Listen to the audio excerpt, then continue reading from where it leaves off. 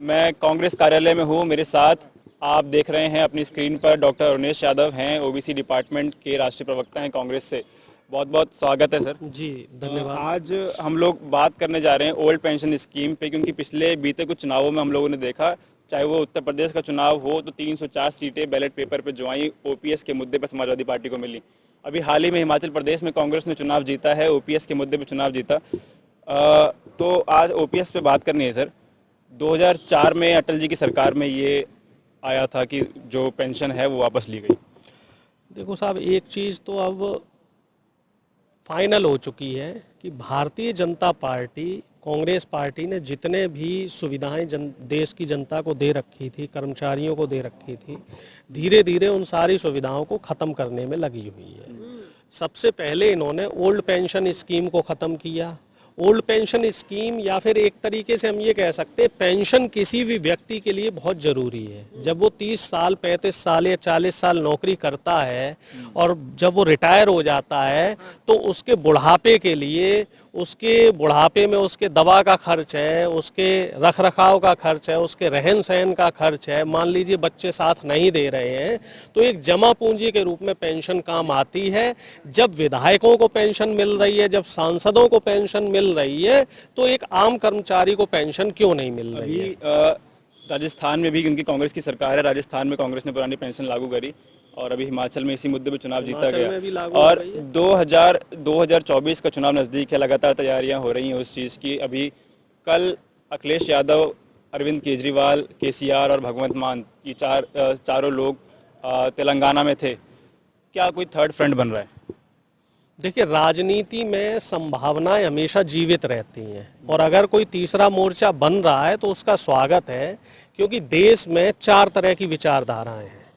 एक विचारधारा जो कट्टरपंथ की है, एक विचारधारा जो सबको साथ लेके चलने वाली है, जैसे समाजवाद की विचारधारा करते हैं, एक वामपंथ की विचारधारा है और एक विचारधारा है कांग्रेस पार्टी की जो गांधीवादी विचारधारा है। तो अगर थर्ड फ्रंट बन रहा है तो इस थर्ड फ्रंट का स्वागत है। और जहां तक आप ओल्ड पेंशन की बात कर रहे हैं तो 2024 के मैनिफेस्टो में ओल्ड पेंशन एक अच्छा मुद्दा रहेगा। इसके साथ साथ मुझे लग रहा है कि जो किसानों का एमएसपी का मुद्दा है वो भी 24 में एक अच्छा मुद्दा रहेगा।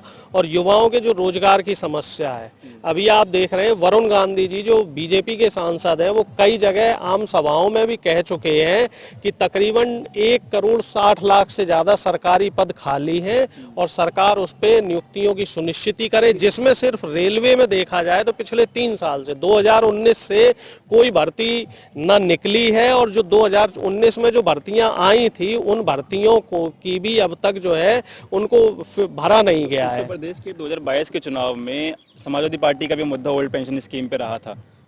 कांग्रेस भी इसी मुद्दे को लेकर आगे चल रही है। तो भारत जोड़ो में निमंत्रण अखिलेश यादव को भी दिया गया था, जयंत चौधरी को भी दिया गया था। अभी फिर से 21 पार्टियों को निमंत्रण दिया गया है कश्मीर आने के लिए। तो क्यों ये लोग एक साथ नहीं आ रहे हैं फिर, जब मुद्दे एक हैं सबके? तो देखिए, ऐसा है, बात आ जाती है विचारधारा की। सबका मुद्दा एक है, सबको देश चलाना है, देश के लोगों की सेवा करनी है।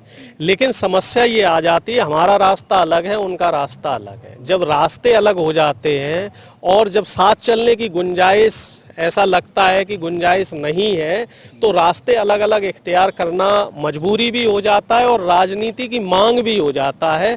जहां तक हम कांग्रेस पार्टी की बात करें तो हमारी पार्टी सबसे पुरानी पार्टी है और हमारी पार्टी लगभग जो है देश में हर राज्य में चुनाव लड़ती है। समाजवादी पार्टी की बात की जाए तो समाजवादी पार्टी एक समय तो उनका ठीक ठाक जनाधार था, 3-4 राज्यों में वो चुनाव भी लड़े थे, सीटें भी लाए थे, लेकिन आज की तारीख में वो कहीं ना कहीं उत्तर प्रदेश तक ही सिमट के रह गए हैं। अखिलेश जी ने कहा कि 230 सीटों पे चुनाव लड़ेंगे मध्य प्रदेश में। नहीं, स्वागत है अगर वो मध्य प्रदेश में चुनाव लड़ते हैं, राजस्थान में करेंगे कांग्रेस का स्वागत है।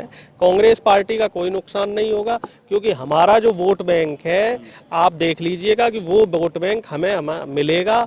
जो नुकसान की बात है वो कहीं ना कहीं नुकसान भारतीय जनता पार्टी का होगा, क्योंकि अगर हम मध्य प्रदेश की बात करें तो मध्य प्रदेश में लगभग 55% ओबीसी जनता है और सारे के सारे जो ओबीसी के लोग हैं वो इस समय बीजेपी से नाखुश हैं, क्योंकि बीजेपी की जो नीतियां हैं, चाहे बीजेपी की आरक्षण को लेकर नीति हो, पिछली जो हमारी सरकार थी कमलनाथ जी की, उन्होंने ओबीसी को 27% रिजर्वेशन सुनिश्चित किया था, जिसको शिवराज सिंह जी ने अब खत्म करके फिर से 14% कर दिया है। और उमा भारती जी भी 2-3 जगह, जो लोधी समाज से आती हैं, उन्होंने भी 2-3 जगह जो अपने समाज की बैठक हुई थी तो वहाँ कहा था कि आप लोग वोट डालने के लिए स्वतंत्र हैं, मैं बीजेपी की नेता हूं, लेकिन मैं अपने समाज के लोगों से नहीं कहूंगी कि आप बीजेपी को वोट दें। अभी आप गुजरात में चुनाव हारे तो आप लोगों ने सीधा आम आदमी पार्टी पे आरोप लगाया कि आम आदमी पार्टी ने बी टीम का काम किया, बीजेपी की 14% वोट बैंक लेके आई, कांग्रेस को नुकसान हुआ आम आदमी पार्टी तो निश्चित है, आम आदमी पार्टी एक एजेंडे पार्टी भी तो फिर नुकसान करेगी। एजेंडे की तरह तहत गुजरात में चुनाव लड़ रही थी और उनके जो विधायक जीते हुए हैं, अब वो सारे के सारे विधायक घर वापसी कर रहे हैं और भारतीय जनता पार्टी ज्वाइन कर रहे हैं। तो ये बात ये संदेश देती है कि आम आदमी पार्टी इस समय भारतीय जनता पार्टी का इकोसिस्टम बनी हुई है। जहां पे भी जनता भारतीय जनता पार्टी को नकार देती है, वहां पे आम आदमी पार्टी को आरएसएस के लोग आगे लेके आते हैं। पंजाब में भी यही हुआ कमोबेश, दिल्ली में भी यही हुआ और गुजरात में भी इन्होंने काफी हद तक हमें नुकसान पहुंचाने की कोशिश की। लेकिन खैर साहब, ये राजनीति है, हम इसमें बहानेबाजी नहीं कर सकते। गुजरात में जो हमारी हार हुई है वो हार हमें स्वीकार है। निश्चित तौर पे हम जनता के जो मुद्दे हैं और जनता की जो समस्याएं हैं उनको जमीन तक नहीं पहुंचा पाए, उनको जो हमें आखिरी व्यक्ति तक जो बात पहुंचानी थी वो पहुंचाने में हम लोग असफल रहे। लेकिन राजनीति है, 2024 के लिए अब हम तैयारी करेंगे और नए तरीके से पूरी कार्यकारिणियां गठित की जाएंगी और नए जोश जुनून के साथ गुजरात के साथ साथ पूरे देश में काम किया जाएगा। और हमारे जो मैनिफेस्टो रहेंगे चुनाव में, वो उसमें युवाओं को, किसानों को और जो ये ओल्ड पेंशन स्कीम है, इसको मद्देनजर रखते हुए कई जो पॉइंट्स हैं जो जिन पे भारतीय जनता पार्टी ध्यान नहीं दे रही है। अभी एक सर्वे भी आया है, वो सर्वे ये बता रहा है कि देश की जो ज्यादातर जो संपत्ति है उस पे कुछ चुनिंदा लोगों का एकाधिकार है।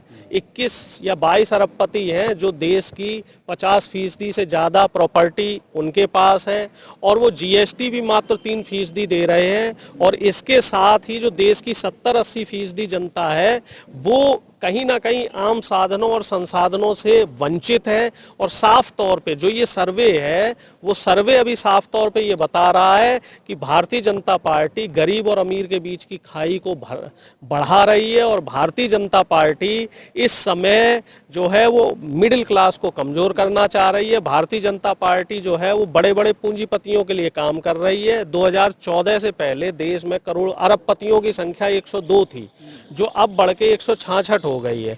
तो साफ जाहिर है कि भारतीय जनता पार्टी ने किसके लिए काम किया है और किसके साथ विश्वासघात किया है।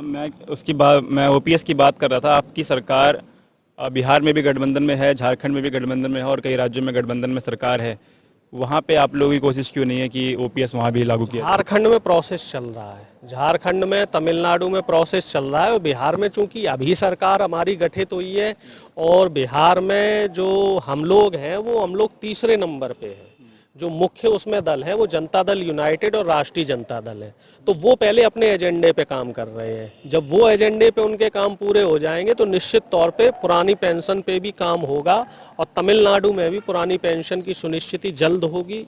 बंगाल में पुरानी पेंशन लागू कर दी गई है, ममता बनर्जी ने लागू की है, तो उनका भी स्वागत है। और हम पूरे देश में जहां जहां भी बीजेपी के अलावा और जो समान विचारधारा के दल हैं तो उन सब से हमारी बात चल रही है और हम ये चाहते हैं कि लगभग जहां पे संभव है तो उन सारे राज्यों में पुरानी पेंशन लागू की जाए।